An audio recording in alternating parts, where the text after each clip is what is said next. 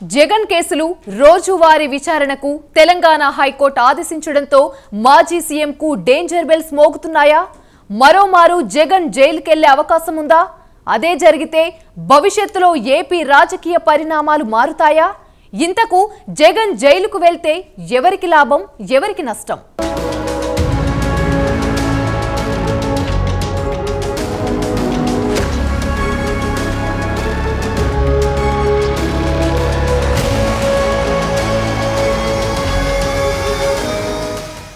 మాజీ సీఎం జగన్ పరిస్థితి ఏంటి?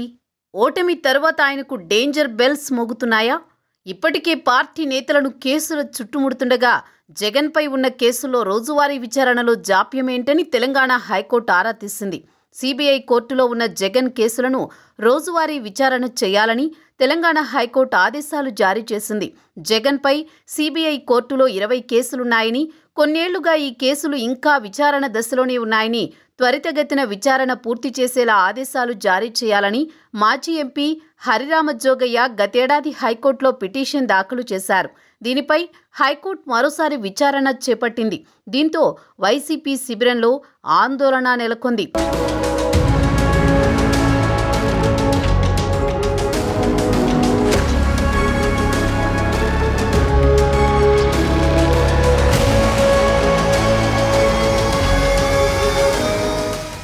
జగన్పై ఈడీ కేసులు, సిబిఐ కేసులు ఉన్న సంగతి తెలిసిందే.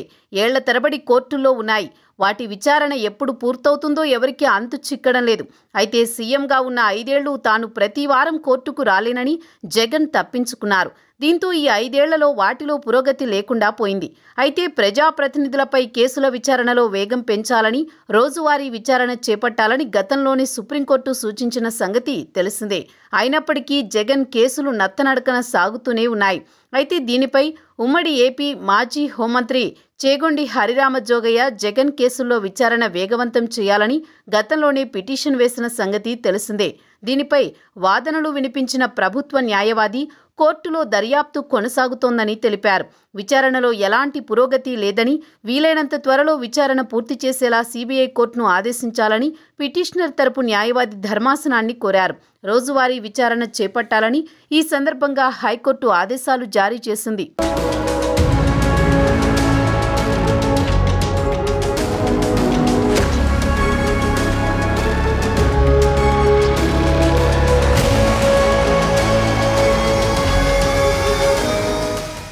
జరుగుతున్న పరిణామాలను చూస్తుంటే ఏపీ మాజీ సీఎంకి కష్టాలన్నీ ఒకేసారి చుట్టుముడుతున్నట్టుగా కనిపిస్తోంది.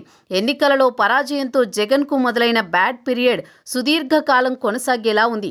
ఇటు క్యాడర్ను, అటు లీడర్స్ను కూడా కాపాడుకోవడం ఎలాగో తెలియక సతమతమవుతున్న జగన్కి ఇప్పుడు తన అక్రమాస్తుల కేసు సిబిఐ కోర్టులో రోజువారీ విచారణకు రానుండడం మూలిగే రక్కపై తాటిపండు పడిన చందంగా మారిందని అంటున్నారు.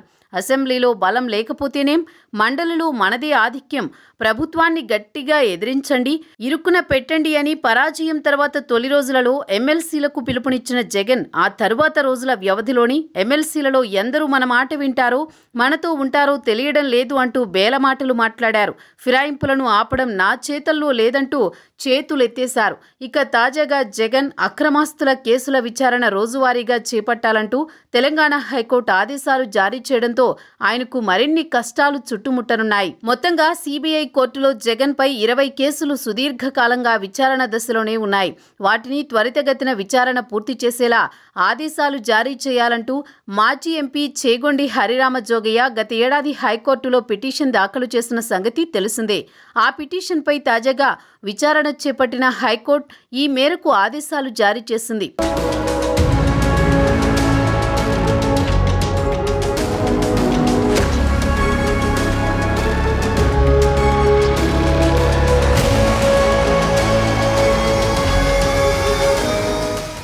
జరుగుతున్న పరిణామాలను చూస్తుంటే హరిరామ జోగయ్య గట్టి దెబ్బే వేశారన్న టాక్ రాజకీయ వర్గాల్లో వినిపిస్తోంది. కేసుల విచారణ ఆలస్యమవుతోందంటూ రఘురామకృష్ణంరాజు కూడా జగన్ కేసుల విచారణ వేరే రాష్ట్రానికి తరలించాలని సుప్రీంకోర్టులో పిటిషన్ వేశారు. దానిపై కూడా విచారణ జరుగుతోంది. ఓసారి విచారణలో ఇంతకాలం కనీసం డిశ్చార్జ్ పిటిషన్లను కూడా పరిష్కరించలేదని తెలుసుకుని సుప్రీంకోర్టు ఆశ్చర్యపోయింది. సుప్రీంకోర్టులో త్వరలో ఈ పిటిషన్పై విచారణ జరగనుంది. ఈలోపే తెలంగాణ హైకోర్టు రోజువారీ విచారణకు ఆదేశించింది. జగన్ అక్రమాల కేసుల్లో సీబీఐ ఈడీలు 20 ఛార్జిషీట్లు వేసి 12 ఏళ్లు దాటిపోయింది. ఇప్పటి వరకు ఒక్క ఛార్జిషీటు పైన ట్రయల్ ప్రారంభం కాలేదు. పిటిషన్ల మీద పిటిషన్లు వేస్తూ పోయారు. 130 డిశ్చార్జ్ పిటిషన్ల మీద విచారణ జరిగింది. తీర్పు చెప్పాల్సిన రోజున న్యాయమూర్తి సెలవు పెట్టారు. ఆయన సెలవు నుంచి వచ్చేలోపు ట్రాన్స్ఫర్ అయ్యారు. ఇప్పుడు కొత్తగా వచ్చిన జడ్జి మళ్లీ విచారణ జరుపుతున్నారు. ఇలా కేసుల వ్యవహారం నానుతోంది. ఇప్పుడైనా రోజువారీ విచారణ జరుగుతుందా, లేకపోతే ఇంకేమైనా న్యాయస్థానాల్లోని లొసుగుల్ని జగన్ వాడేసుకుంటారా అన్నది ప్రస్తుతం 2 తెలుగు రాష్ట్రాల్లో చర్చనీయాంశమవుతున్న అంశం. జగన్ కేసులపై విచారణలో జాప్యంపై గతంలో అనేక మంది ఆశ్చర్యం వ్యక్తం చేసిన సంగతి తెలిసిందే. 12 ఏళ్లలో ఒక్క ఛార్జ్ షీట్ మీద కూడా కనీసం ట్రయల్ కూడా ప్రారంభం కాకపోవడం, విచారణ మొదలైతే అది ఎన్నేళ్లు కొనసాగుతుందో కూడా ఎవరికీ అంతు చిక్కడం లేదు.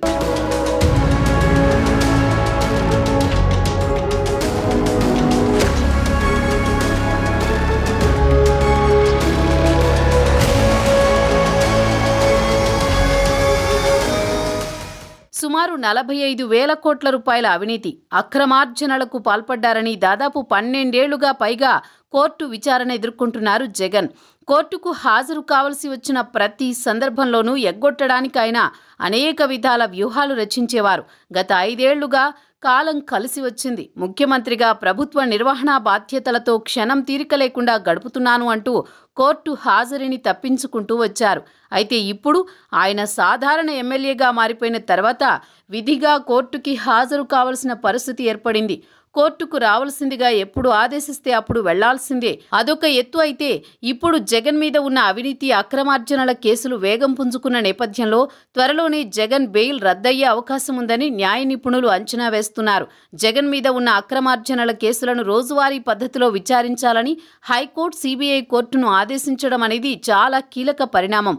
సాక్ష్యాలు, ఆధారాలు సేకరించడం, ఛార్జిషీట్లు నమోదు చేయడం వంటి ప్రక్రియలు అన్నీ పూర్తయిన తర్వాత కూడా ఇన్ని ఏళ్ల పాటు జగన్ మీద కేసులు నానుతూనే ఉన్నాయి. ప్రతి శుక్రవారం ఆయన కేసులు సీబీఐ కోర్టులో విచారణకు వస్తుండేవి. జగన్ ప్రతిపక్ష నాయకుడిగా ఉండగా ప్రతి శుక్రవారం కోర్టుకు హాజరయ్యేవారు. అప్పట్లో పాదయాత్ర చేస్తున్నాను గనుక కోర్టుకు హాజరు మినహాయించాలని కోరినా న్యాయమూర్తి ఒప్పుకోలేదు. బెయిల్ మీద బయట ఉంటూ రాజకీయం చేస్తూ వచ్చిన జగన్మోహన్ రెడ్డి బెయిలులోనే ముఖ్యమంత్రి అయ్యారు. బెయిలు మీద ఉన్న నిందితుడిగానే 5 ఏళ్ల పదవీ కాలాన్ని కూడా పూర్తి చేశారు. తీరా ఇప్పుడు ప్రజలు దారుణమైన పరాజయంతో ఇంట్లో కూర్చోబెట్టిన తర్వాత ఆయన మళ్లీ విచారణకు స్వయంగా హాజరు కావాల్సిన పరిస్థితి.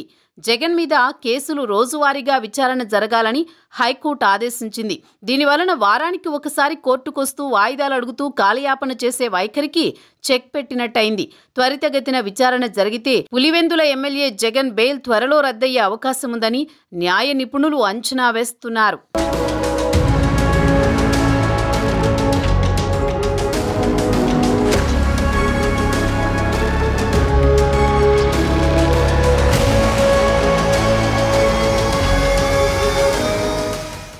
జగన్ జైలుకు వెళ్తాడా వెళ్ళడా?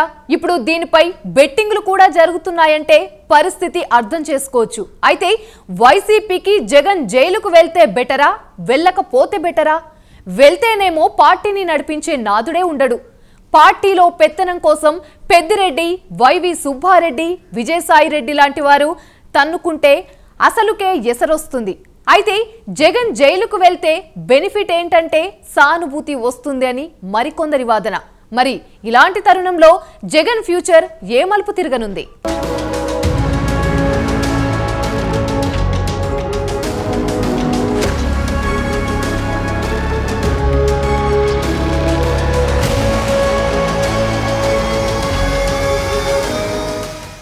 జగన్ జైలుకు వెళ్తారా లేదా అన్న దానిపై రాజకీయ వర్గాల్లో అనేక విశ్లేషణలు సాగుతున్నాయి.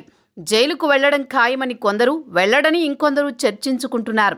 అయితే ఆప్షన్ 1 జగన్ జైలుకు వెళ్తాడా వెళ్ళడా అన్నది అందరిలోనూ చర్చనీయాంశంగా మారిన అంశం. ఎందుకంటే గత 12 సంవత్సరాలుగా 20 ఛార్జ్ షీట్లు ఉన్నప్పటికీ ఒక్కదానిపై కూడా విచారణ ప్రారంభం కాలేదు. చట్టంలో ఉన్న అనేక లొసుగులను అనుకూలంగా మలుచుకుని జగన్ కేసుల విచారణ నుంచి తప్పించుకుంటూ వస్తున్నారు. 12 సంవత్సరాలుగా ఇంతవరకు ఒక్క ఛార్జ్ షీటు మీద కూడా విచారణ ప్రారంభం కాకపోగా ఒకవేళ విచారణ ప్రారంభమైనా ఇంకా ఎన్ని దశాబ్దాల పాటు కేసుల విచారణ సాగుతుందో ఎవరికీ అంతు చిక్కడం లేదు. ఈ విషయంలో కొమ్ములు తిరిగిన న్యాయ నిపుణులు కూడా తలలు పట్టుకుంటున్న పరిస్థితి.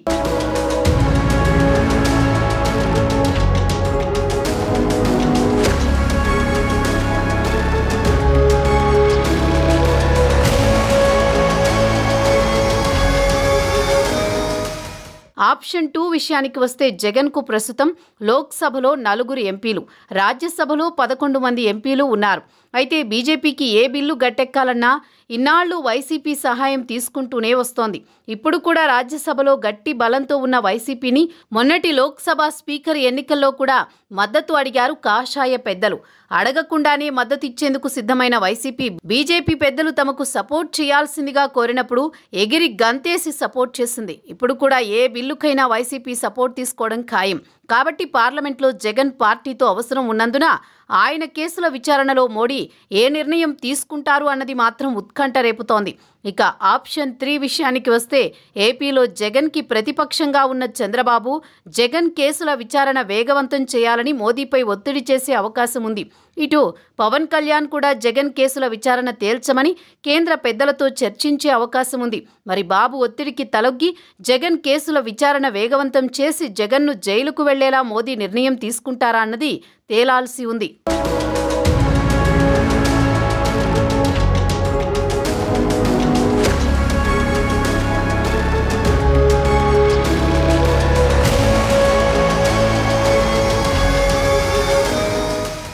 ఇక ఆప్షన్ 4 విషయానికి వస్తే ఒకవేళ నిజంగానే జగన్ కేసుల విచారణ వేగవంతమై ఆయన గనక జైలుకు వెళితే జగన్కు సానుభూతి కూడా దక్కే అవకాశం లేకపోలేదు అంటున్నారు రాజకీయ పరిశీలకులు. ఎన్నికలకు ముందు చంద్రబాబును కూడా జైల్లో పెట్టడంతో ఆయనకు విశేషమైన సానుభూతి వచ్చింది. అది ఎన్నికల్లో కూడా ప్రభావం చూపింది. ఏకంగా 164 సీట్లతో కూటమి గెలుపుకు కారణమైంది. ఇప్పుడు జగన్ను కూడా జైలుకు పంపిస్తే భవిష్యత్తులో ఏపీ రాజకీయాల్లో ఏదైనా మార్పులు జరుగుతాయా? సానుభూతితో జగన్ మళ్లీ పుంజుకుంటారా అన్నది కూడా చర్చనీయాంశమవుతున్న అంశం.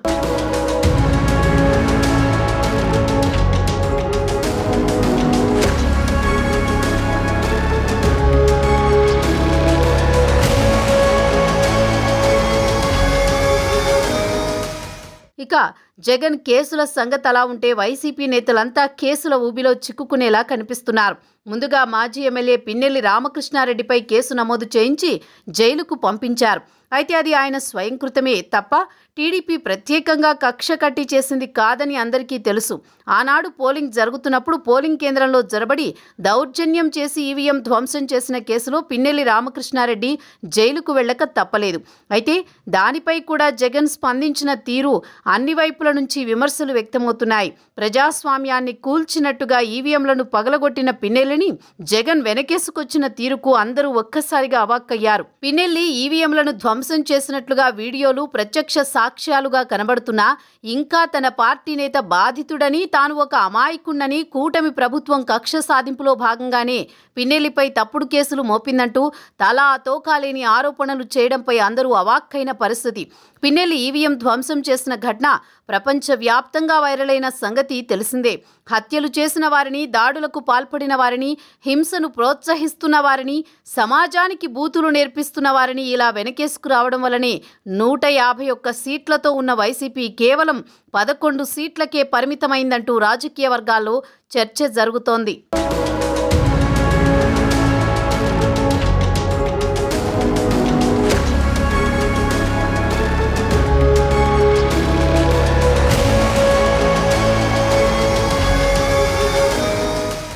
ఇంకోవైపు కాకినాడ మాజీ ఎమ్మెల్యే వైసీపీ నేత ద్వారంపూడి చంద్రశేఖర్ రెడ్డిపై కేసు నమోదైంది.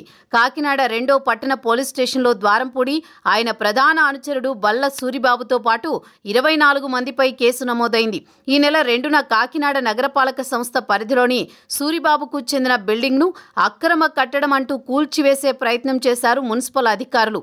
కూల్చివేతలను అడ్డుకునేందుకు అనుచరులతో అక్కడికి వెళ్లారు ద్వారంపూడి. దీంతో తమ విధులకు ఆటంకం కలిగించారని మాజీ ఎమ్మెల్యేపై మున్సిపల్ అధికారులు ఫిర్యాదు చేశారు. ద్వారంపూడి తమతో గొడవకు దిగారని, రెచ్చగొట్టేలా వ్యాఖ్యలు చేశారని ఫిర్యాదులో పేర్కొన్నారు. దీంతో ఆయనపై కేసు నమోదు చేశారు పోలీసులు. ఇక కర్నూలు జిల్లా కోడుమూరు మాజీ ఎమ్మెల్యే సుధాకర్ను పోలీసులు అరెస్ట్ చేశారు. కోడుమూరు మాజీ ఎమ్మెల్యే సుధాకర్ను ఫోక్సో కేసులో పోలీసులు అరెస్ట్ చేశారు. తన ఇంట్లో పనిచేసే బాలికతో ఆయన అసభ్యంగా ప్రవర్తించారన్న కారణంతో కేసు నమోదైంది. ఈ ఘటన చాలా కాలం క్రితం జరగగా ఇటీవల దీనికి సంబంధించిన వీడియో సోషల్ మీడియాలో వైరల్ అయింది. దీంతో పోలీసులు కేసు నమోదు చేసి కర్నూలులో సుధాకర్ని అరెస్ట్ చేశారు. ఇక తెలుగుదేశం పార్టీ కేంద్ర కార్యాలయంపై దాడి చేసిన వారిని కొందరిని ఇప్పటికే అదుపులోకి తీసుకున్నారు. మరికొందరిని ఈ ఘటనలో కేసులు నమోదు చేస్తున్నారు.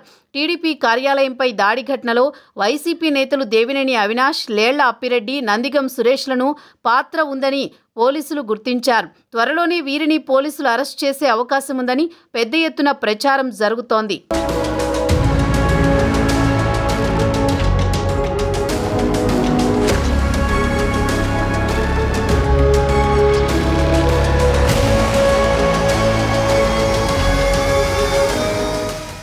గత 5 ఏళ్లలో చట్టానికి వ్యతిరేకంగా నడుచుకున్న ఒక్కో వైసీపీ నేత జైలు పాలవుతూ ఉండడంతో గత 10 ఏళ్ల నుండి బెయిలు మీద ఉన్న తన పరిస్థితి ఏంటో అన్న ఆలోచనలోకి జగన్ వెళుతున్నారా? గతంలో తన మీద ఉన్న ఈడీ, సిబిఐ కేసులతో పాటుగా గత 5 ఏళ్లుగా వైసీపీ ప్రభుత్వంలో జరిగిన అవినీతి, అక్రమాలు బయటకొస్తే జగన్ మరికొన్ని కేసులు వెనకేసుకున్నట్టేనా? మరి ఆ కేసుల విచారణ ఎప్పుడు పూర్తవుతుంది? ఎన్ని కేసులు పడినా జగన్ అరెస్టు జరుగుతుందా లేదా అన్నదే $1 మిలియన్ ప్రశ్న.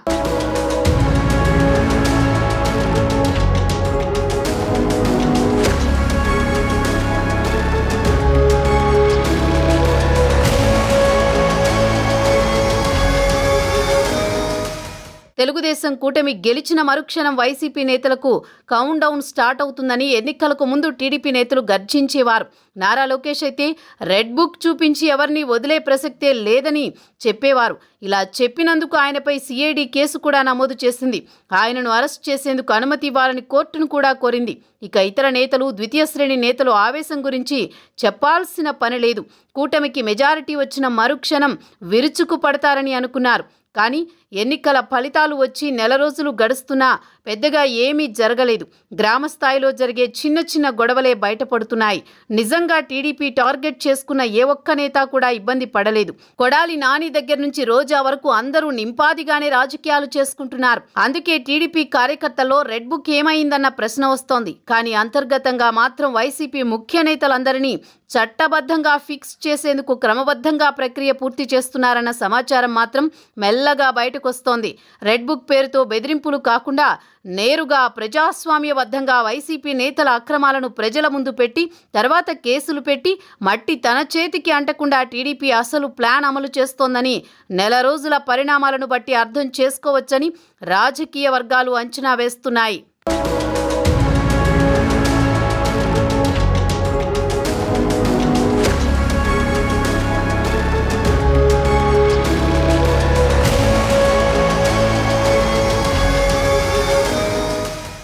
జగన్ పై ఉన్న కేసులు ఆషామాషి కేసులు కావు. వేల కోట్ల రూపాయల అక్రమాస్తులు, క్విడ్ ప్రోకో కేసులు నేరం రుజువైతే వాటికి శిక్ష కూడా గట్టిగానే ఉంటుంది. ఒకవేళ విచారణ త్వరగా పూర్తయి, అంటే ఈ 5 ఏళ్లలోనే విచారణ పూర్తయి ఒకవేళ జగన్ జైలుకెళ్తే ఇక వైసీపీ పార్టీ అన్నదే కనుమరుగవడం ఖాయం. అంతా మోదీదయ అన్నట్లు అడగకుండానే ప్రతి విషయంలోనూ గత 5 ఏళ్లుగా బీజేపీకి కొమ్ము కాస్తున్న జగన్ ఫ్యూచర్ ఏ మలుపు తిరుగుతుందో కాలమే తేల్చాలి. ఇక ఇది వాల్టి బర్నింగ్ ఇష్యూ.